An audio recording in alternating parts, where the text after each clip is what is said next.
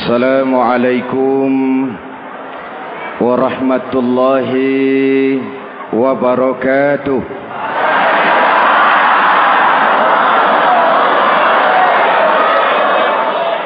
Alhamdulillahi rabbil alamin.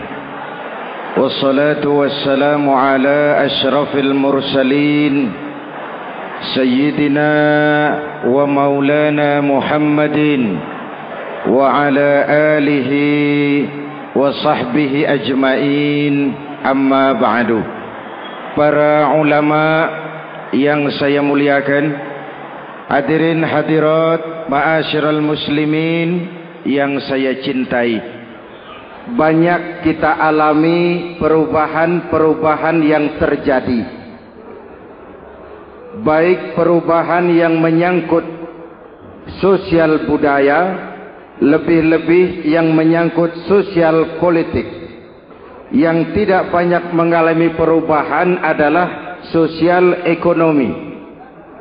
Bahkan angka kemiskinan kita naik menjadi 3/5 dari total penduduk kita hidup di bawah garis kemiskinan, dan 20% diantaranya miskin mutlak. Perubahan-perubahan yang terjadi menyadarkan kita kepada kebenaran Al-Quran ketika Allah menyatakan wa tilkal ayyamu nudawiluha bainan nas. Hari itu kami putar di antara manusia. Ada saat datang, ada waktu pergi. Ada hari lahir, ada saat kembali, ada waktu dilantik, ada saat menyerahkan jabatan. Hari kami putar di antara manusia dan hidup cuma sekadar menunggu giliran. Soalnya kemudian di tengah perubahan-perubahan yang terjadi begitu cepat, what must we do now?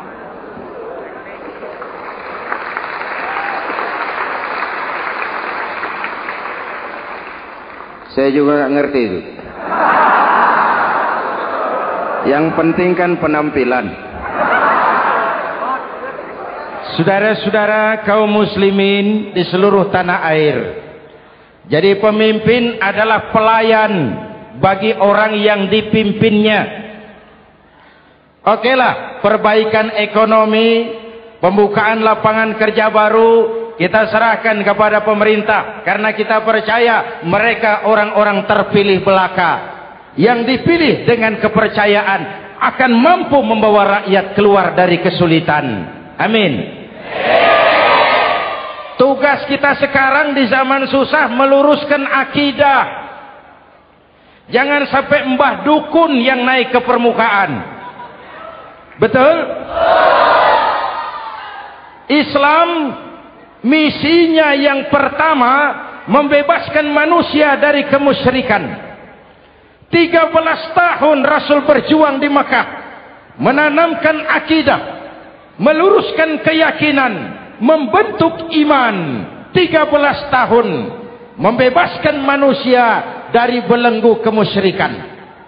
13 tahun menanamkan la ilaha illallah Muhammadur Rasul dengan seluruh konsekuensinya.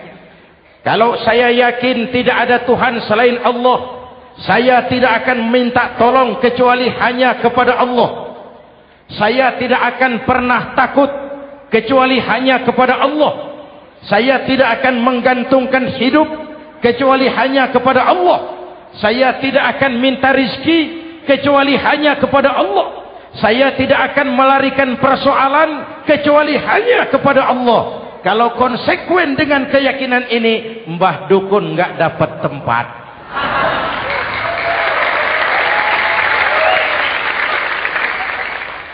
Akur? Ayo lihat secara sederhana. Saya sandaran di tiang. Tiangnya ambruk, sayanya jatuh.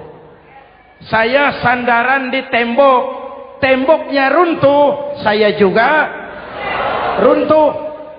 Saya sandaran kepada orang kaya, dia jatuh miskin, saya bangkrut. Saya sandaran kepada jenderal, dia pensiun, saya selesai. Tapi kalau saya sandaran hanya kepada Allah, Allah tidak akan pernah miskin, Allah tidak akan pernah lumpuh, Allah tidak akan pernah terpuruk, dan Allah tidak akan pernah berkurang kekuasaannya.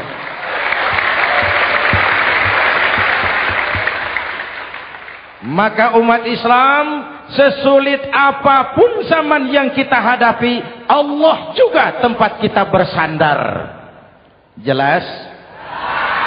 Selama ini kita iman dalam ucapan, tapi sekuler dalam perbuatan. Di masjid ada Allah, di kantor Allah tidak ada, maka korupsi merajalela.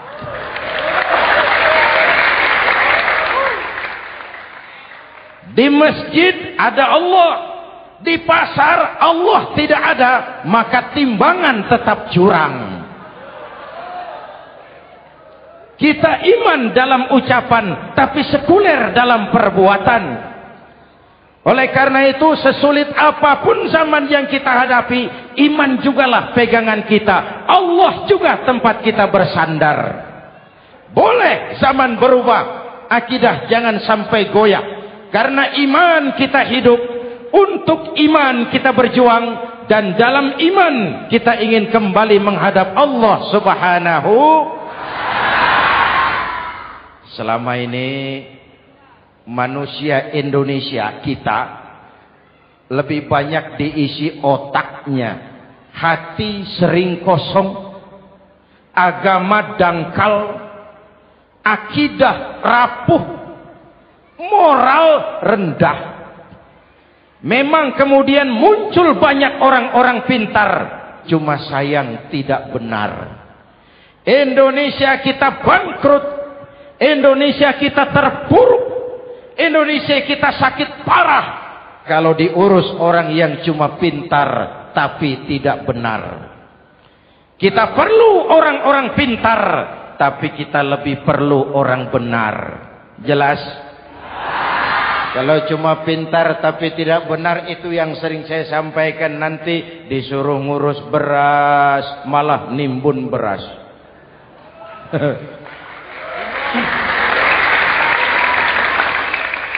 Disuruh ngurus laut malah jadi bajak laut. Disuruh ngurus hutan rame-rame jadi orang hutan.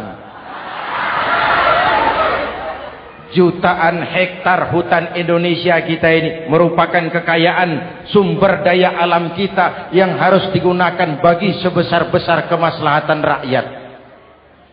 Yang disuruh ngurus hukum malah bikin hukum seperti pisau, tajam ke bawah, tumpul ke atas.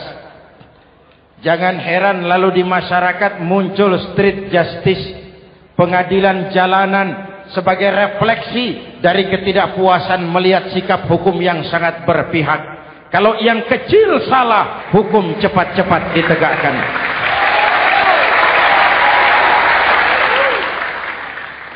Lihat saja sekarang ini, kalau orang terkenal banyak uang, punya masalah, antri yang bela. Betul? Tapi saudara lihat si Marsina di Jawa Timur, si Sengkon dan Karta di Jawa Barat, si Udin Bernas wartawan Jogja, terseok-seok mencari keadilan, sampai hari ini urusannya masih remeng-remeng. Kenapa bisa begitu? Jawabannya sederhana, tidak ada fulus. Ada fulus mulus, tidak ada fulus manfus. Betul? Jangan sampai para penegak hukum kita terjebak pada lagu baru, maju tak gentar membela yang bayar. Biar bertentangan dengan nurani, biar bertentangan dengan public opini, biar bertentangan dengan rasa keadilan. Siapa yang bayar, itulah majikan. Mau benar atau salah, belain terus. Kalau seperti inilah hukum kita, mafioso keadilan akan tetap gentayangan. Hadirin yang saya hormati, 13 tahun beliau berjuang di Mekah, meluruskan keyakinan, memantapkan akidah, meneguhkan iman. Dari situ segalanya dimulai, dan ke situ segalanya akan menuju. Intan paling mahal, mutiara paling berharga, tidak lain adalah nilai-nilai keimanan. Kalau itu sudah tergadai, apalagi yang bisa kita banggakan dalam kehidupan ini? Kita merasa harta kita berharga, belum ada artinya ketimbang iman. Kedudukan kita punya nilai pun belum ada artinya ketimbang dengan nilai-nilai keimanan. Itu intan paling mahal, itu mutiara paling berharga. Harta baru ada manfaatnya kalau dilandasi dengan iman. Jabatan dan kedudukan baru terasa gunanya kalau dilandasi dengan keimanan. Kalau jabatan lepas dari iman, yang akan lahir Fir'aun baru. Jelas? Kalau harta terlepas dari iman, yang akan muncul adalah konglomerat Korun. Kalau ilmu pengetahuan terlepas dari nilai dasar keimanan, maka yang akan muncul adalah ilmuwan pelacur yang menyalahkan yang benar, membenarkan yang salah untuk kepentingan pribadi. Dan kondisi seperti itu tidak akan membuat kita makin sehat. Oleh karena itu, pada kesempatan ini, pesan pertama saya, menghadapi zaman susah, tetap jaga akidah, tetap pelihara keyakinan. Kesulitan bukan untuk ditakuti, untuk diatasi. Hidup adalah kerja keras, bukan keajaiban. Perubahan tidak akan datang hanya dengan simsalabim abragadabra. Perubahan tidak akan muncul hanya dengan berandai-andai. Perubahan tidak akan turun dari langit seperti turunnya embun di waktu malam. Perubahan adalah kerja keras, sehingga Al-Quran membimbing kita, innallaha la yughayyiru ma biqaumin hatta yughayyiru ma bi anfusihim. Allah tidak akan mengubah keadaan suatu bangsa kalau mereka tidak mau mengubah apa yang ada di dalam diri mereka. Yang ada di dalam diri itu rule of thinking, state of mind, cara kita berpikir, cara kita memandang kehidupan, cara kita mengatasi persoalan. Hadirin yang saya hormati, inilah iman. Berangkat dari ini kita menyadari, ini ujian buat kita rakyat. Dan kita rakyat Indonesia ini kalau sama susah sih sudah kenyang. Ya Pak? Ya Pak? Kita ini sebagai bangsa mengalami apa yang disebut oleh Bung Karno up and down. Naik, turun, timbul, tenggelam, pasang, surut. 350 tahun dijajah oleh Belanda, kita susah. Berangkat Belanda masuk Jepang, susah lagi. Pergi Jepang, datang nikah, susah lagi. Lalu kita merdeka, dirongrong oleh berbagai pemberontakan, susah lagi. Makan bulgur, antri minyak. Lalu PKI berontak, susah lagi. Muncul orde baru, lama-lama susah lagi. Orde baru selesai, naik reformasi, mulai repot nasi, susah lagi.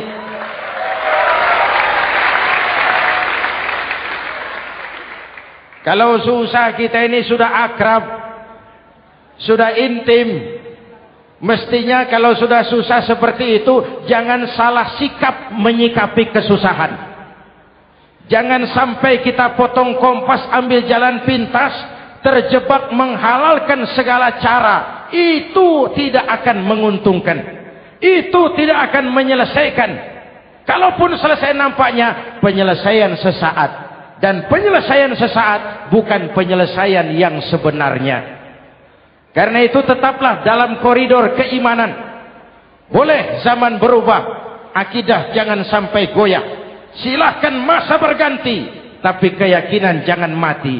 Sekali la ilaha illallah sampai tetes darah paling penghabisan, tetap la ilaha illallah. Sanggup? 3 orang. Sanggup? 21. Sanggup? Kalau sanggup kita harus konsekuen. Saudara-saudara di seluruh tanah air, misi yang kedua dari Islam setelah membebaskan manusia dari kemusyrikan, membebaskan manusia dari ras diskriminasi, mengikat manusia dengan tali akidah. Sebelum Islam datang, manusia dibedakan oleh warna kulit, manusia dibedakan oleh faktor keturunan, manusia dibedakan oleh faktor harta dan benda. Adalah Rasul yang mengajarkan, innallaha la yanzuru ila suwarikum wala ila amwalikum walakin yanzuru ila qulubikum wa a'malikum. Allah tidak melihat potonganmu, Allah tidak melihat hartamu. Yang Allah lihat itu adalah hatimu dan amal perbuatanmu. Jauh sebelum Amerika teriak-teriak membanggakan apa yang mereka sebut sebagai Declaration of Independence, Nabi sudah mengajarkan kepada kita semua, An-nas kulluhum li Adam wa Adam min turab la fadla li arabiyyin ala ujamiyyin illa bittaqwa. Seluruh manusia berasal dari Adam. Adam diciptakan dari tanah. Tidak ada kelebihan Arab dengan yang bukan Arab kecuali takwanya. Jauh sebelum Amerika mencanangkan bahwa semua manusia dilahirkan sama, that all men are created equal. Jauh sebelum itu Islam sudah membebaskan manusia dari ras diskriminasi. Apa dalam konteks kekinian menghadapi zaman susah tetap jaga kerukunan? Ya Pak? Ya Bu? Oi Bu? Menghadapi zaman susah tetap jaga kerukunan, baik antar umat seagama, antar umat beragama, maupun antar umat beragama dengan pemerintah. Menjaga kerukunan, jangan saling sikat sikut di antara kita. Sebab kalau sudah rukun, saya ajak berhitung. 1 ditambah 1 sama dengan, itu matematika namanya, hasilnya pasti. Tapi angka sosial hasilnya aneh. Saya ubah jadi angka sosial. Ayo kita berhitung lagi. 1 orang takut ditambah 1 orang takut sama dengan 2 orang setengah berani. Kenapa setengah berani? Karena sudah berdua. Tadi kan takut sendiri. Kalau sama-sama takut berkumpul jadi setengah berani. Kalau ditambah 1 orang takut lagi, 1 orang takut ditambah 1 orang takut ditambah 1 orang takut sama dengan 3 orang berani. Kenapa jadi berani? Karena sudah bertiga. Kita yang lemah, kita yang marginal, kita yang dikucilkan, bahkan kita yang dilecehkan, kalau mau rukun kita akan kuat dan tidak bakal dipermainkan orang.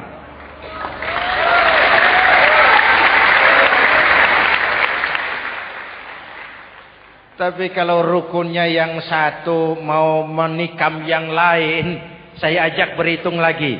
Yuk berhitung yuk. 1 ekor ayam ditambah 1 ekor musang sama dengan 1 ekor musang. Kemana ayamnya? Dimakan musang. Betul nggak nih hitungan? Ayo kita hitung lagi. 1 ekor ayam ditambah 1 ekor musang sama dengan 1 ekor musang. Kemana ayamnya? Dimakan musang. Jadi kalau kita suka kumpul dengan orang yang mau makan kita, selesailah kita.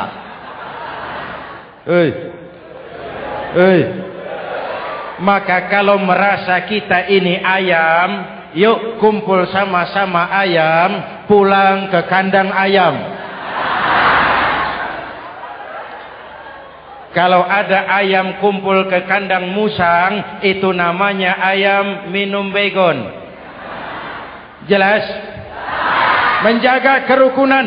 Pertama, antar umat seagama, sesama muslim harus saling menjaga, harus saling memelihara.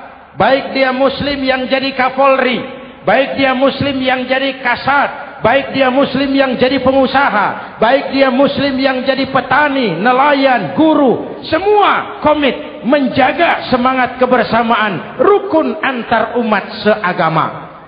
Jelas? Jelas?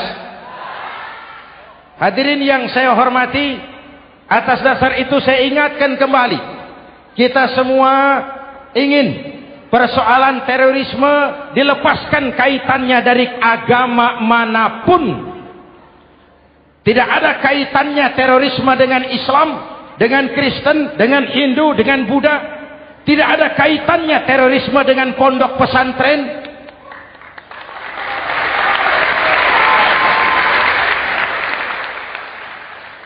Jangan sampai pesantren jadi kambing hitam. Karena sejak zaman penjajahan, pesantren sudah terbukti memberikan kontribusi bagi perjuangan memerdekakan rakyat Indonesia. Rukun antar umat seagama. Yang kedua, rukun antar umat beragama. Islam ini rahmatan lil. Jangankan manusia walaupun berbeda agama, binatang saja dihormati. Ada hadis, fa iza zabahtum fa ahsinuz zibhata.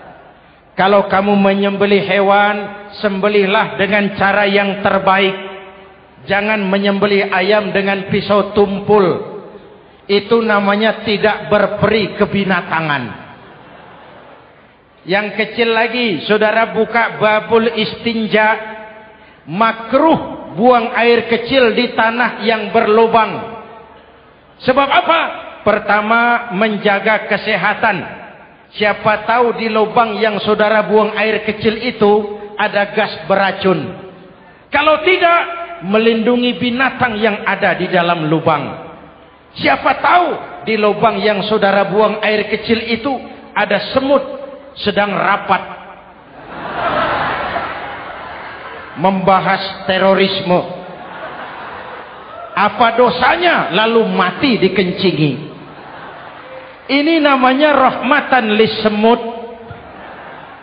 Binatang saja dilindungi. Maka perbedaan agama tidak harus menyebabkan kita bertolak belakang.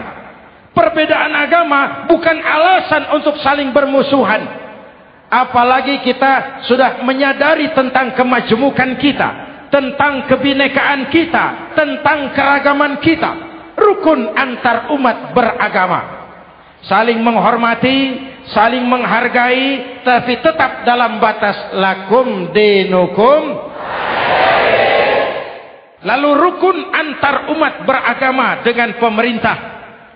Hadirin yang saya hormati, yang benar kita dukung, yang salah kita perbaiki dan kita tegur menurut cara-cara yang diajarkan oleh agama kita. Dan sholat berjamaah, pendidikan bernegara yang paling bagus. Tadi kita sholat ada imam, ada makmum, betul? Makmum wajib ikut imam kalau imam benar sholatnya. Rakyat wajib ikut pemimpin Kalau pemimpin benar mimpinnya. Masyarakat Islam ini loyal. Masyarakat Islam ini bukan pemberontak. Masyarakat Islam ini taat dan setia. Kapan? Kalau imamnya benar. Imam takbir, makmum. Imam ruku, makmum. Imam i'tidal, makmum. I'tidal. Imam sujud, makmum. Tapi kalau imam keliru, mestinya imam ruku malah sujud. Salah imam ini. Tegur. Siapa yang wajib negur? Makmum yang saf terdepan. Anggota DPR.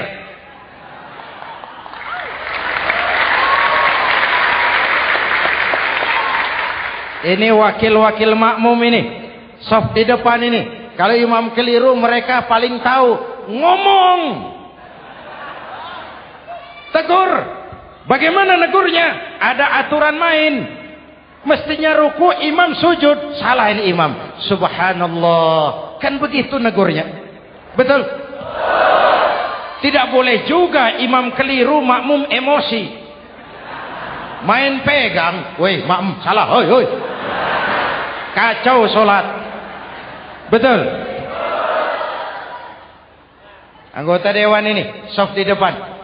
Itu kalau imam keliru. Satu saat imam buang angin. Namanya manusia bisa buang angin toh. Apa makmum lalu berkata, demi kesetiaan saya kepada imam, imam buang angin, saya lebih keras lagi. Itu namanya fanatisme buta, loyalitas yang goblok. Imam buang angin, minggir.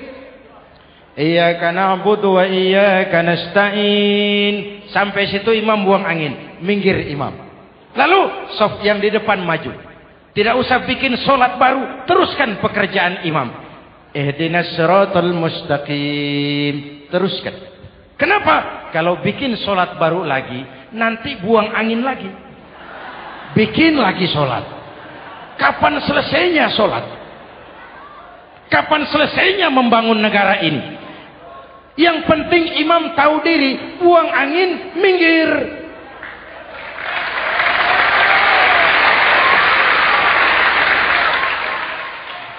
Ini kacaunya solat berjamaah kita sekarang. Kacaunya negeri kita sekarang. Banyak imam sudah buang angin, gengsi. Diam aja merasa nggak punya salah. Dikasih tahu sama makmum, imam tadi buang angin ya, malah jawab sedikit. Apa kalau sedikit lalu tidak batal solat itu? Mekanisme kehidupan sosial yang diatur lewat tuntunan solat berjamaah. Sehingga Nabi berpesan, kun imaman muta'an au ma'muman muti'an fala takun thalisan jazu'a. Kalau jadi pemimpin, jadilah pemimpin yang ditaati. Kalau jadi makmum, jadilah makmum yang mentaati. Jangan jadi golongan ketiga pemecah belah. Di depan tidak jalan, di belakang takut, ditaruh yang di tengah, di depan didorong, yang belakang ditendang. Ini namanya biang kerok.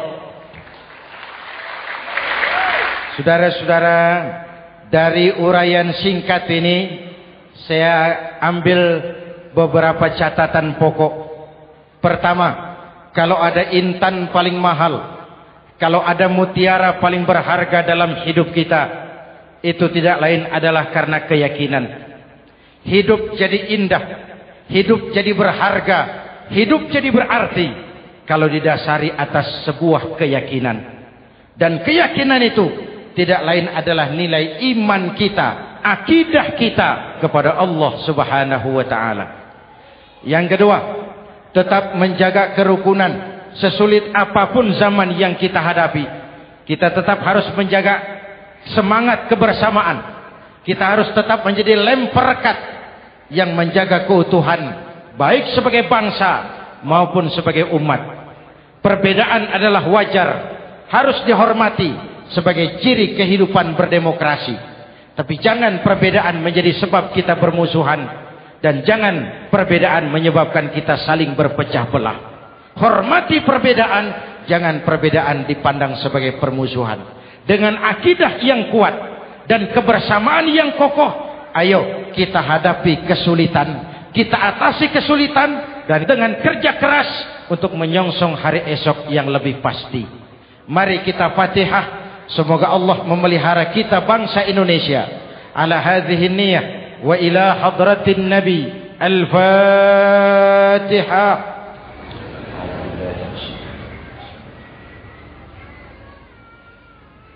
Iyyaka na'budu wa iyyaka nasta'in. Ihdinas siratal mustaqim. Siratal ladzina an'amta 'alaihim. Bismillahirrahmanirrahim. Amin.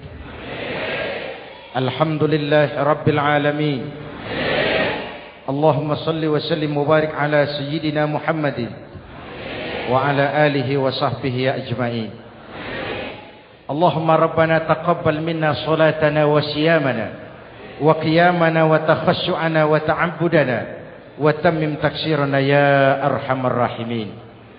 Allahumma aslih man fi salahihi salahul muslimin. Allahumma ahlik man fi halakihi salahul muslimin. Allahumma Rabbana la tu'akhizna in nasina aw akhtana. Rabbana wa la tahmil alaina isran kama hamaltahu ala alladhina min qablina.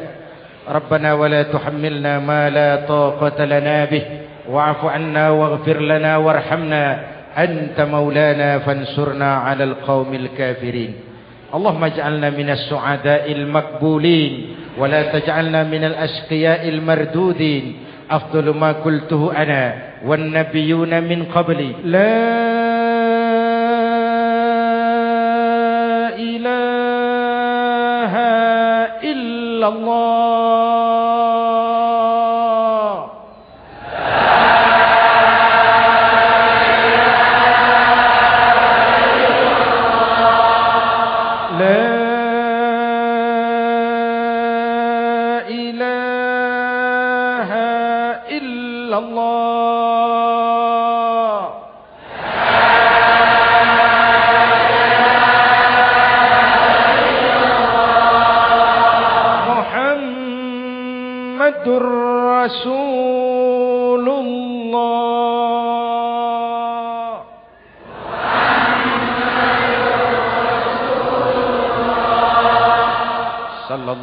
عليه وآله وسلم كلمة حق عليها نحيا وعليها نموت وعليها وبها نبعث إن شاء الله من الآمنين من الآمنين من الآمنين رحمتك يا أرحم الراحمين.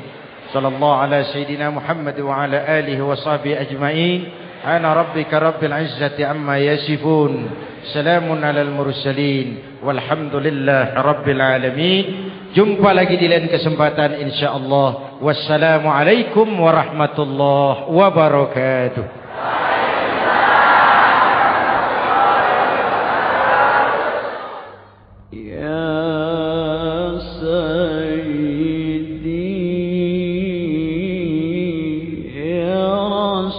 Allah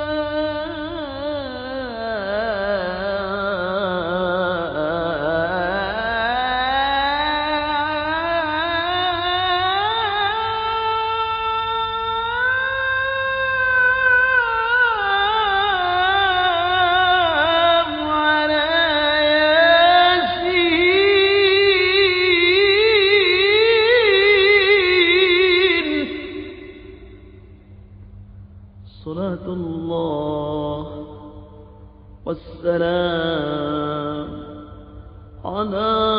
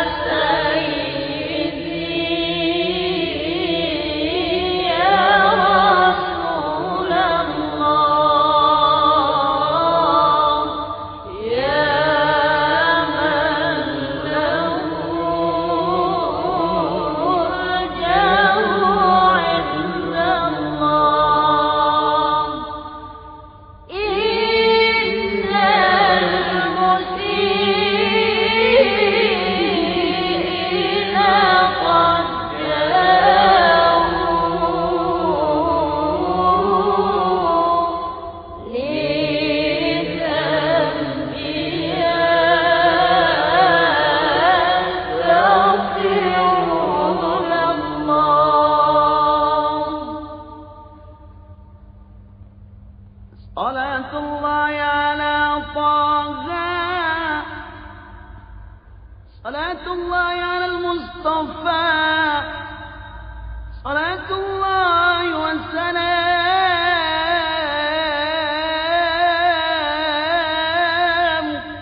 على